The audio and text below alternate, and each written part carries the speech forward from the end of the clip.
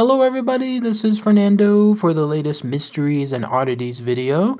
Alright, let's go ahead and let's do another entry here. This one yet again based on one of your newer suggestions. This one actually having to do with a location. And in fact, when I was reading all the rich information associated with this place, it instantly went up into the top 5 of my bucket list of places to visit sometime in the future. This is absolutely a location that I want to visit, live stream from, and experience at the same time. And it's all because of the very unique properties that this place apparently entails. In fact, it was reminding me of another location that I plan on visiting near my area. More on that here in a minute. But this is definitely a very, very weird and unusual place because of all of its hallmarks. In fact, when you read all the information here in just one moment, you'll see exactly why I remain so fascinated with it, and who knows, you might actually be very fascinated with it too. Those of you that are near this place and know it already, I think you are very lucky because of all the fascinating stuff there. But it goes by this name. It's a colloquialism of sort.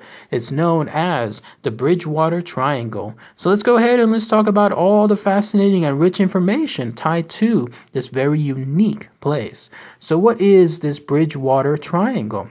Well, it's a place that's specifically there in southeastern Massachusetts, and it encompasses about 200 square miles in total. Now, for all intents and purposes, it seems like the main area is a triangle. I don't know if that's exact. In other words, like if you step outside of that triangle, you're no longer in that place, and so on. I imagine that it's probably going to be more along the lines of some weird looking circle, but for whatever reason, people have tied it to a triangle, and I'm thinking it has to do more along the lines of the tipping, like the actual points, the tipping points in of itself being tied to cities. So most likely that's what I think is happening here. But yes, get this. This is a location that apparently houses number 1, paranormal activity. Number 2, UFOs. Number 3, Bigfoot sightings. Number 4, other type of Native American things like Thunderbird, stuff that I've talked about in the past. And then number 5, why not throw in the kitchen sink, other weird phenomenon, including poltergeists, including balls of fire, including unusual sightings and sensations there, mass suicides as well, places involving curses too. I mean, this is pretty much everything and then some. So definitely a location that if you truly want to experience so many factors that are not just within my channel, but other channels out there too, this is the place right here. So let's talk about at least a few of those as in terms of all those hallmarks I was mentioning earlier. Now, I don't know exactly when all this phenomenon started. If I had to guess though, it would probably be more towards the 1800s.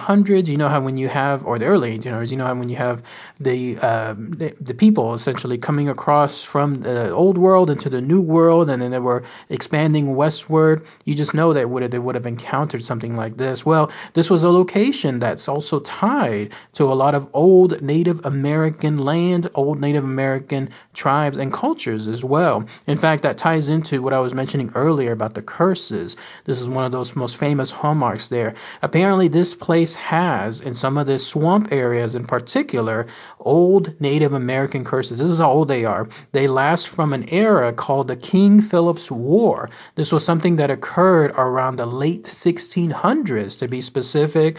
Very deadly war that involved a lot of casualties, especially amongst Native Americans as they were fighting colonial settlers. But apparently at that place, there was a famous or infamous or very revered wampum belt that was owned by a group of people there known as the Wampanoag people. So for whatever reason, this belt was lost. And when that happened, the Native Americans there forever cursed that swampy area. They stated that because of the poor treatment they received, and then of course losing that revered belt, anyone that goes there will face their wrath, will face their curse.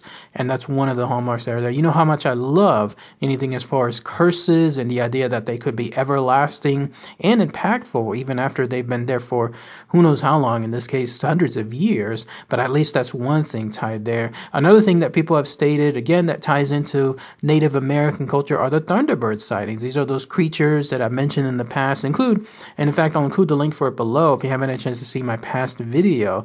But these are creatures that are very, very large, also have a very large wingspan. They are located there also within some of the swampy areas, and they've been seen by other people, including policemen as well. So that's another hallmark there too. And then, of course, probably the most famous cryptid of them all, Bigfoot, has also been sighted within that triangle. Yet again, in another swampy area, this one known as the Hockomock Swamp. And if you go to that specific spot, there's a good chance that you'll probably hear Bigfoot and maybe on a rare occasion see Bigfoot there. So seeing at least how the how the area looks like, the geometry, I imagine that with all that swampy area and the foresty area there could absolutely be a large amount of Bigfoot sightings there.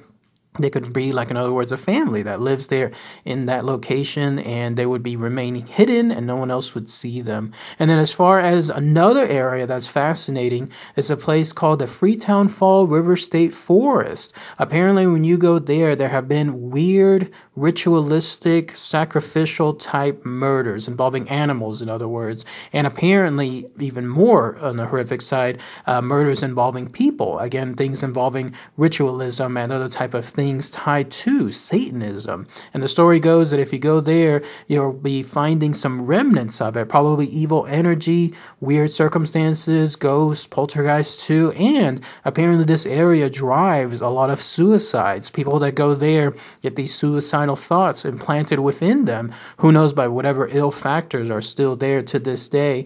And when that happens, then that's again where they have this dreadful type of encounter. And then also another fascinating location there, and this is a very unique formation, is known as the Profile Rock. In fact, it ties into that lost wampum belt that I was mentioning earlier.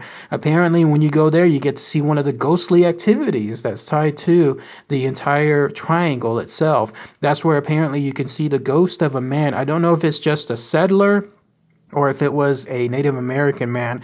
But either way, though, he's sitting on top of the rock, legs crossed, and he has his arms outstretched, almost as if he's looking forward or trying to bring something forward to him. And then that's where people see that type of paranormal activity too. And then also, as I was mentioning earlier, things associated with UFOs, people can see them there hovering within certain parts and then also darting in here and there. I couldn't find much info as far as UFOs. It seems to be, out of all the traits tied to this triangle, that remains like the least known object, like the least thing that you could probably see there. But still, UFOs do remain something that people do visit or see on an occasional basis, so that definitely stands out too. And then one other place that you want to go to is still that Solitude Stone is what it's called. This is a location that's also known as a suicide stone, because apparently that's where people's bodies have been found, missing people's bodies, in other words, and usually the cause associated with them has still been something along lines of suicides. So again, eerie looking place, though. I haven't even covered or touched the other stuff I was mentioning earlier, like those poltergeists or those balls of fire. And then other things like apparently gigantic snakes that roam that location too.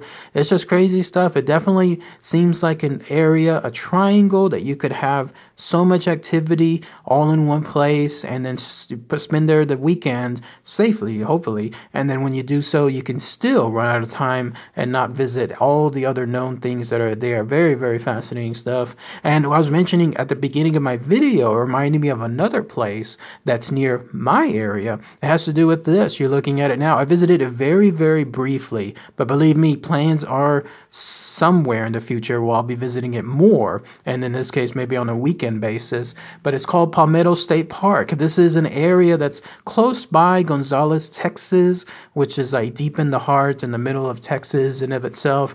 If you go there to Palmetto State Park, the legend goes that not only will you see ghostly activity there, but you'll also see Bigfoot activity. If you can believe it, apparently it's home to Bigfoot himself, and you'll also see UFO type activity there too. When I visited there, it was with my group Spectre. We were there just visiting on the way to a ghost hunt, and we're still making plans to try to go out there sometime soon. The only caveat is that it's a state park, but it has a bunch of cabins. Like I think there was several dozen that I saw on a particular trip. I'm sorry, on a map there. So if you're planning a trip to there, you're gonna have all that activity because all those cabins will probably be rented out. But if you can find another isolated area just somewhere out there, because it is a very, very big park, then I can imagine that that's where you start seeing or hearing all those things that are out there, the UFOs or things involving the ghost or the Bigfoot. And so I don't think there's any other cryptids that are out there that were mentioned, but that instantly reminded me of that place when I was talking about here and looking up the information for Bridgewater Triangle. But what do you guys think as far as this infamous location? Anybody there from the Massachusetts area? Maybe you've gone to that location, that Bridgewater Triangle. Maybe you've spent the night there. Lucky, lucky, lucky. If you have any experiences associated with it, please post those comments below. What about going to that infamous swamp? Apparently that swamp was called the Hockomock Swamp again, and that's where it houses so many of the activities. So those of you that have been there, please post your comments as to what you felt, what you may have seen there. It'd be really, really great to share those experiences. And again, definitely on my to-do list, on my top 5 of being able to go visit this type of location. All right, everybody. Thanks again as always. Take care. Bye.